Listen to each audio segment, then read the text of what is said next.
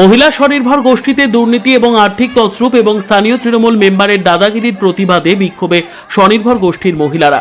স্বরূপনগরের বিথারি হাকিমপুর গ্রাম পঞ্চায়েতের আলো মহিলা সংঘ বহুমুখী প্রাথমিক সমবায় সমিতির ঘটনা।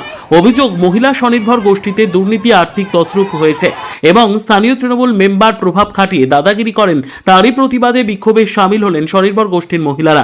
স্বনির্ভর গোষ্ঠীর মহিলাদের দাবি, স্বরূপনগরের বিথারি হাকিমপুর গ্রাম পঞ্চায়েতের আলো মহিলা সংঘ বহুমুখী প্রাথমিক সমবায় সমিতিতে নতুন কমিটি তৈরি করতে হবে এবং যারা দুর্নীতির সাথে যুক্ত তাদের শাস্তি দিতে হবে। ঘটনায় স্বরূপনগর বিডিওর কাছে লিখিত অভিযোগ দায়ের করেছেন স্বনির্ভর গোষ্ঠীর মহিলারা। তুলে নিয়েছে, আমরা তো জানি না 18 সালের কথা, আমরা কি করে জানবো? আমাদের মাথায় কি জট আছে যে এরকম অবস্থা হবে আজকে? ভেতরে বসে তারা দুর্নীতি করছে, টাকা মেরে খাচ্ছে, দলের টাকা। কেন এইভাবে মেরে খাবে? কেন সরকারি টাকা?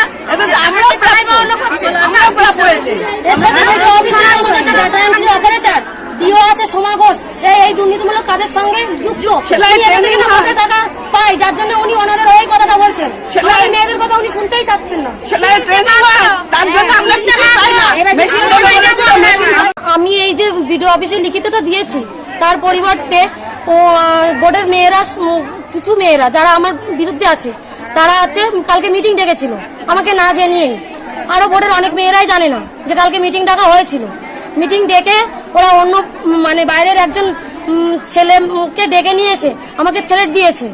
রীতিমতো আমার অশ্লীল ভাষায় গালিগালাজ করেছে, আমার বাবা মা তুলে গালিগালাজ করেছে। ছেলেটার বাড়ি হচ্ছে পবনকাঠি, আশরাফুল মেম্বার, টিএমসির মেম্বার ছিলেন। উনি এখন পঞ্চায়েতের কেউই নন। তা সত্ত্বেও উনি কালকে আমাদের সঙ্গের ঘরে ঢুকে আমাকে অশ্লীল ভাষায় গালিগালাজ করেছে এবং আমার সাথে দুর্ব্যবহার করেছে। তার এফআইআর জারি করব।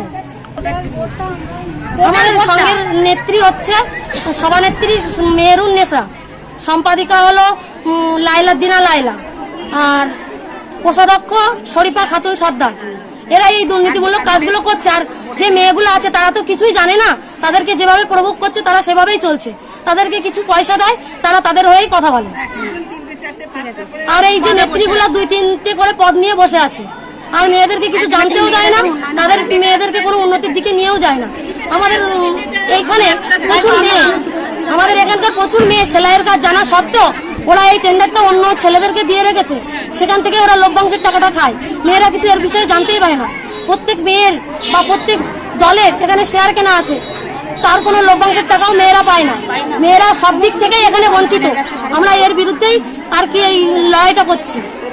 এর আমরা পরিবর্তন চাই।